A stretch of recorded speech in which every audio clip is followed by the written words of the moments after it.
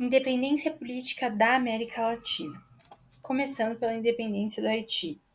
Bom, o processo emancipacionista do Haiti é um caso à parte. A ilha foi uma possessão inteiramente espanhola até 1697, quando sua porção ocidental foi cedida à França. A nova colônia francesa se tornou a mais próspera possessão antiliana e principal centro abastecedor de açúcar para a Europa. No início da década de 1790, os acontecimentos da Revolução Francesa, com seus ideais de liberdade e igualdade, repercutiram ali naquela porção.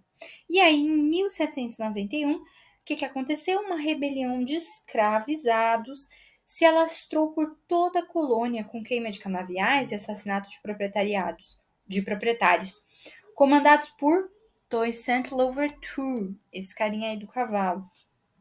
Foi o líder da independência do Haiti. Ele foi um escravizado alforriado com certa instrução e tinha um notável talento militar. Os afrodescendentes impuseram várias derrotas à guarnição francesa, obrigando-a a se retirar da colônia. Os colonos brancos foram expulsos e a convenção, que era uma assembleia legislativa da França, dominada pelos jacobinos, aboliu a escravidão em todos os territórios de soberania francesa. Mas essa medida não teve efeito prático em São Domingos, que era aquela porção onde os revoltosos já haviam proclamado sua própria libertação. Aí, em 1801, uma Assembleia Constituinte nomeava Toussaint Louverture governador vitalício. Só que aí o que aconteceu? O pessoal lá da França chegou e falou: não, não vai não. Aí invadiu o Haiti, pegou o Louverture, prendeu ele, jogou ele lá na França e ele morreu na prisão. Depois que esse Louverture morreu, a Guerra de Independência parou? Não, ela foi continuada por outro negro, o Jean-Jacques Dessalines, que, auxiliado por ingleses e norte-americanos, expulsou os franceses. Aí, 3 aninhos depois, foi proclamada a independência da metade ocidental do Haiti. Dessalines, na verdade, do Haiti não, da ilha. Aí tomou o nome de Haiti, enquanto a parte oriental continuava ocupada pelas tropas francesas. Então, até agora, só a parte ocidental havia tido, a metade da parte ocidental da ilha tinha independência, a outra metade continuou sendo posse da França. Dessalines foi proclamado imperador e durante seu breve governo ele defendeu a unidade do Haiti, que foi dificultada pelo antagonismo entre negros e mestiços.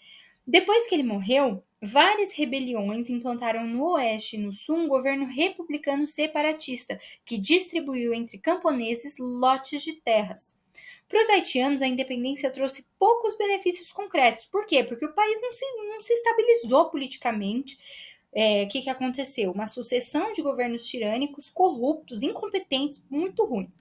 A independência histórica, a importância histórica dessa independência do Haiti reside no fato de ter sido o primeiro Estado negro a surgir na América, além de ser o único em que um processo emancipacionista não foi conduzido pelas elites locais. Isso é muito importante. Então, foi o primeiro Estado negro a surgir na América emancipado e o único em que o processo emancipacionista não foi conduzido pelas elites locais.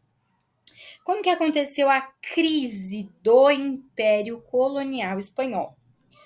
Bom, guerras europeias e a decadência da mineração, junto com as dificuldades que o governo tinha para abastecer o mercado colonial, levaram a Espanha a perder seu controle sobre a colônia. Então, a Espanha perde o seu controle sobre a colônia por conta da decadência da mineração e a dificuldade no abastecimento do mercado colonial. Enquanto isso, a rigidez da administração espanhola nas colônias e os abusos contra os dominados na América foram fatores de revoltas coloniais. Então, rigidez da administração espanhola e abusos contra os grupos dominados na América foram fatores de revoltas coloniais, principalmente por parte das camadas populares. Esses fatos revelam a quebra do pacto colonial espanhol e o começo do enfraquecimento do Império Colonial Espanhol. Daí vem essa crise do Império Colonial Espanhol. A invasão napoleônica. Bom, no início do século XIX, a expansão das tropas de Napoleão pela Europa, então as tropas do Napoleão estavam se expandindo pela Europa no século XIX.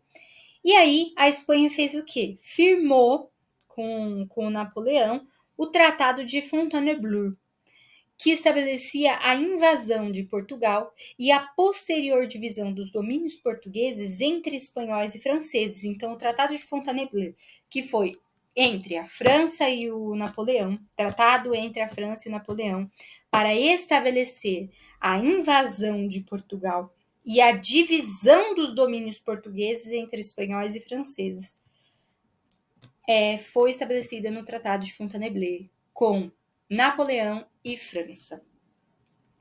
Mas esse tratado anulou as forças espanholas e facilitou o domínio francês em 1808. O rei Carlos IV abdicou em favor do seu filho, que também renunciou ao trono. Enquanto o José Bonaparte, em Madrid, governava, os espanhóis impunham resistência por meio da Junta de Cádiz. Ó, aqui tem uma foto da reunião da corte de Cádiz. No momento em que o José Bonaparte assumiu o governo da Espanha, na América também houve reação. Então, o José Bonaparte foi lá. O José Bonaparte era irmão do Napoleão. Ele foi lá e começou a liderar a França, não a Espanha. Ele assumiu o governo da Espanha. E aí, é claro que o pessoal falou: meu, Napoleão veio aqui na Espanha fazer o quê? O irmão do Napoleão? Governar aqui? Não. Aí, os antigos cabildos foram transformados nas primeiras juntas governativas. Os antigos cabildos foram transformados nas juntas governativas, que depois proliferaram por todo o território colonial. A liderança das juntas governativas na América coube à elite criolha, que se dividiu em 3 tendências políticas em relação ao caráter da formação das juntas. A primeira tendência política defendia a fidelidade total ao Fernando VI. Quem era Fernando VI? Era o filho do rei Carlos IV. A segunda defendia Fernando VII, perdão, estou falando errado, é Fernando VII. Fernando VII, a segunda defendia Fernando VII, mas reivindicava a autonomia em relação à Junta de Cádiz. E a terceira propunha a independência definitiva em relação à Espanha, quer esta fosse dominada por um francês ou por um espanhol. A vitória da terceira tendência, o que a terceira tendência defendia? A independência definitiva em relação à Espanha. Essa vitória da terceira tendência se deu em função do fato de que o Congresso de Viena foi marcado pela restauração do absolutismo na Europa. O Congresso de Viena foi marcado pela restauração do absolutismo na Europa. E pela volta do mercantilismo e do pacto colonial na América, contraindo os interesses econômicos das elites coloniais. A independência da América Espanhola. A irradiação da luta anticolonialista hispano-americana partiu de 3 centros coloniais: Buenos Aires, Caracas e México. Lima, por sua vez, constituiu o foco de resistência espanhola na América. Foi nesse contexto que, em 25 de maio de 1810, eclodiu o movimento pela independência do vice-reino do Prata. Em razão da diversidade econômica e dos interesses da elite criolha, o movimento independentista desenvolveu-se seguindo o federalismo. Daí a divisão em Argentina, Paraguai e Uruguai. Então, a gente vai ver a independência da América Espanhola em que sentido? Vamos ver primeiro Argentina, depois Paraguai, depois Uruguai, depois Chile, Peru, Bolívia, Venezuela e México. Na Argentina, em termos econômicos, a Junta de Buenos Aires se manteve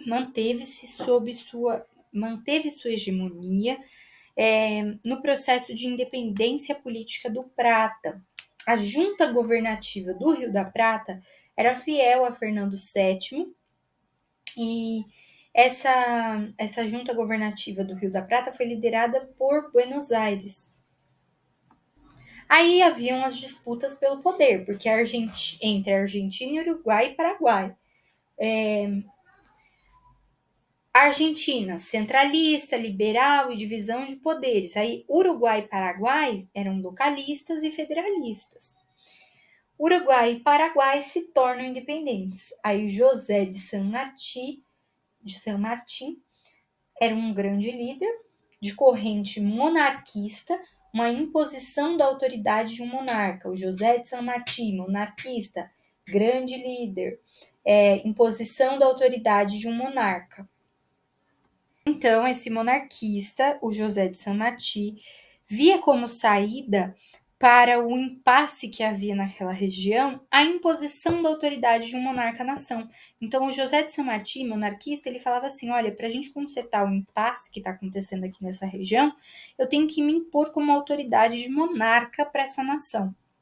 Assim, Paraguai e Uruguai, durante o processo de independência do Vice-Reino do Prata, promovem também sua separação em relação à Junta de Buenos Aires.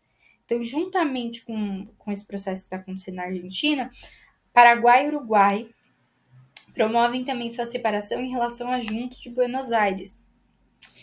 Paraguai, como que a gente vê o Paraguai aí? Paraguai, mera dependência de Buenos Aires em 1811, formou uma junta governativa liderada por Fulgêncio Yegros. Cadê o Fulgêncio Yegros? Aqui. Fulgêncio Yegros. E Rodrigues de França, que declarou a sua independência em relação à Espanha e a Buenos Aires. Nesse momento, França deu início a um processo de profundas reformas. Fechamento do país ao exterior. Então, vamos lá, de novo. O Paraguai formou uma junta governativa. Quais eram os líderes dessa junta governativa?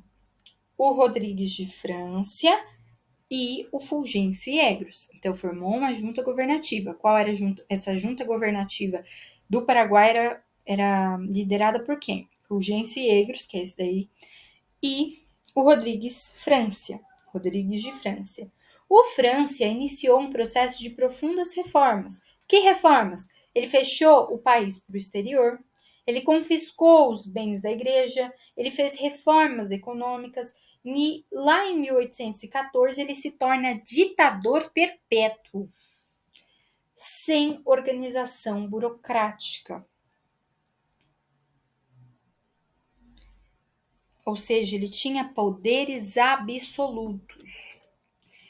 E no Uruguai? Esse daí é o José Gervásio Artigas. Bom, então a independência do Uruguai se deu com quem? José Gervásio Artigas.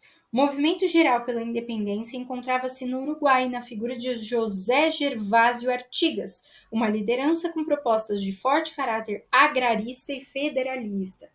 Então, propostas agraristas e federalistas, propostas agraristas e federalistas. Buenos Aires passou a rivalizar com Montevidéu pelo predomínio das exportações e a combater Artigas, cujo poder sobre essas regiões teve fim em 1816. No entanto, por forças das armadas, o Brasil, segundo a política expansionista de Dom João VI, invadiu e anexou o Uruguai em 1821. Então, o Brasil invadiu e anexou o Uruguai em 1821 e depois da independência do Brasil passou a chamá-lo de província da Cisplatina. Então, o Uruguai foi anexado pelo Brasil em 1821. Depois que o Brasil se tornou independente de Portugal, o Uruguai passou a ser chamado de província da Cisplatina. A independência definitiva uruguaia só viria em 1828. Então, a disputa entre Buenos Aires e Montevidéu era uma disputa pelas regiões de Entre Rios, Missões, Montevidéu e Córdoba. Luta pela independência da Espanha e Buenos Aires. O Uruguai foi anexado pelo Brasil em 1821, torna-se província da Cisplatina, e aí depois vem a Guerra da Cisplatina. A Guerra da Cisplatina, que teve a independência lá em 1828, né? Então a independência definitiva do Uruguai só veio com a Guerra da Cisplatina em 1828. Essa guerra da Cisplatina envolveu Brasil, Argentina e revoltosos uruguaios. E aí, 2 anos depois da independência pela guerra da Cisplatina, veio a Constituição do Uruguai, em 1830. No Chile, esse daí é o Bernardo O'Higgins. Lá em 1808, o Chile forma a junta governativa liderada por Bernardo O'Higgins, declarando-se independente da Espanha. Só que, aí beleza, tudo ficou tranquilo, calminho. Por quê? Porque o Chile tem uma especificidade geográfica, a Cordilheira dos Andes, que dificulta o acesso à região. Então, até 1813, os espanhóis ficaram calminhos lá de boa, né? Só que aí, em 1814, os espanhóis reagiram contra a independência do Chile, voltando a controlar a região. Isso foi uma ameaça muito grande para a Argentina. Aí, 3 anos depois, lá em 1817, o San Martín se deslocou na frente de um poderoso exército e libertou o Chile, libertou o Chile. Então, em 1817, o San Martín veio para o Chile, né, atravessou ali o território muito difícil em acessar, de difícil acesso. Ele veio na frente da tropa, né, da frente do exército, e libertou o Chile com o apoio do O'Higgins. A vitória definitiva chilena veio em 1818, após a derrota dos espanhóis na Batalha de Maipú. Agora, o Peru. No Peru, em 1817, lá no Peru, o San Martín, ele estava lá no Chile, né, em 1817. Aí ele veio do Chile para o Peru em 1817. A estratégia consistia em um ataque militar por terra, comandado por San Martín e mar, contando com o apoio de frotas inglesas lideradas pelo Lord Cochrane. Após a tomada de Lima e Porto de Callao, o vice-rei abandonou a região. Em 1821, o San Martín declarou a independência do Peru. Então, o San Martín libertou o Chile, declarou a independência do Peru. Bolívia agora. A Bolívia foi uma das primeiras regiões a começar as rebeliões por independência no início do século XIX. Em 1825, até então Alto Peru conseguia a independência em relação à Espanha, com a ajuda das tropas Antônio José Sucre e de Bolívar, o Simão Bolívar, tendo este último tornando-se o primeiro presidente do país. Então, o Bolívar se tornou o primeiro presidente do país. E a Bolívia foi uma das primeiras regiões a começar as rebeliões por independência. E na Venezuela? Em 2 momentos, a Capitania-Geral da Venezuela e o Vice-Reino da Nova Granada tentaram sua emancipação. Então, a Capitania-Geral da Venezuela e o Vice-Reino da Nova Granada tentaram emancipar a Venezuela, sendo reprimidos pela metrópole. Em 1813, o Simão Bolívar, de tendência republicana e centralista, formou um pequeno exército e reiniciou as lutas pela independência. Ele tomou a cidade de Caracas e foi proclamado libertador. Então, Simão Bolívar, republicano e centralista, foi proclamado libertador. Em 1819, suas tropas conseguiram várias vitórias sobre os espanhóis da Venezuela e da Nova Granada.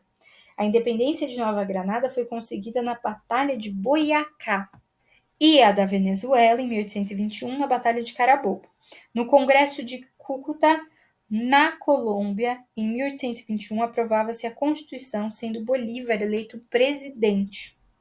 Entrevista de Guayaquil. No Equador, em 20 de julho de 1822, foi realizada a famosa Entrevista de Guayaquil, que apresentou um debate entre os líderes da independência da América Espanhola, Bolívar e San Martín. Entrevista de Guayaquil, debate entre os líderes das independências da América Espanhola, Simão Bolívar e San Martín. Saindo-se o Bolívar vitorioso. Então, Bolívar foi vitorioso na entrevista de Guayaquil. San Martín, monarquista, se retirou do movimento e partiu para Paris. E aí ele morreu em 1850. Simão Bolívar, então, foi um dos líderes da independência da América Espanhola. esse aqui. No México, no vice-reino da Nova Espanha, o México, o movimento emancipacionista teve um caráter peculiar na medida em que, contando com a participação da massa camponesa indígena, então a independência do México teve a participação dos camponeses e dos indígenas, e foi um processo de feições populares. Feições populares. O início da luta pela independência do México começa quando o padre Miguel Hidalgo e Costilha lideram um levante insurrecional. Então, padre Miguel Hidalgo e Costilha, ele liderou, porque é uma pessoa só. Miguel Hidalgo e Costilha liderou um levante insurrecional, chegando a abolir a escravidão. O Hidalgo foi fuzilado e o padre José Maria Morédios deu continuidade ao movimento de caráter popular, em meio ao qual efetivou a reforma agrária. Morédios foi derrotado por Agustín Iturbide. Em 1815, Iturbide assinou o Plano de Iguala. Então, em 1820, Iturbide assinou o Plano de Iguala, proclamando a independência do México, estabelecendo a igualdade de direitos para espanhóis e criolhos e o catolicismo como religião oficial, além de oferecer à colônia mexicana Fernando VII da Espanha, que a recusou. Apoiado pelo exército, Iturbide instalou uma monarquia e proclamou-se imperador do México com o título de Agustín I. Um levante republicano, liderado por Antônio Lopes de Santana, provocou a deposição e fuzilamento de Iturbide. No ano seguinte, em divergências entre centralistas e federalistas, o Congresso promulgou a Constituição dos Estados Unidos do México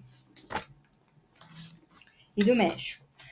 A América Central. Destaca-se a Capitania Geral de Guatemala. Capitania Geral de Guatemala, sede da administração espanhola para toda a região. Na esteira do movimento pela independência do México, a partir de 1820, intensificaram-se as campanhas pela emancipação da região centro-americana e o Gabino Gainza, de tendência realista, lidera a proclamação da independência da Capitania Geral da Guatemala, unida ao México.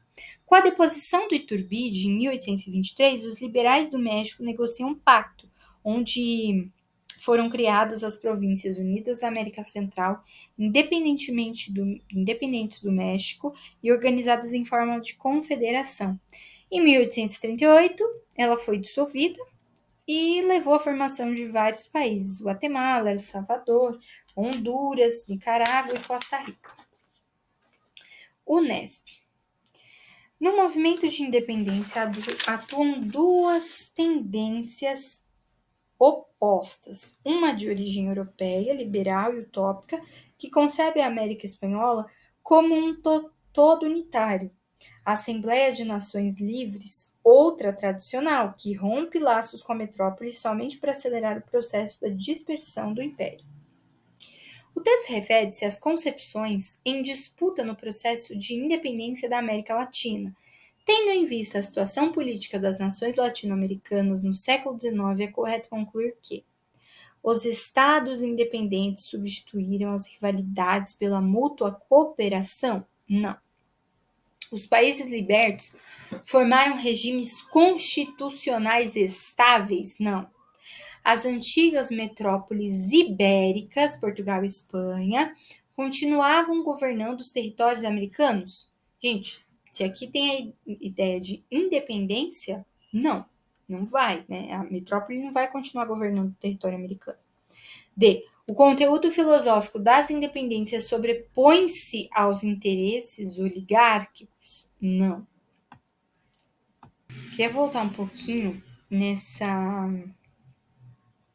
parte, porque apesar da ideologia liberal estar presente nos movimentos de independência da América Hispânica, quem conduziu o processo de emancipação foi a elite criolha, a aristocracia rural, que assumiu então o controle político dos novos estados. É interessante a gente pensar que na sociedade colonial, ou seja, quando tinha colônia, a importância dos criolhos encontrava um contraponto nos chapetones, que eram nascidos na metrópole e radicados nas colônias. Com a independência, o que acontece com os chapetones? Eles desaparecem. E isso faz com que a aristocracia rural exerça um controle do poder político. Então é aí. As classes dirigentes nativas foram herdeiras da antiga ordem colonial.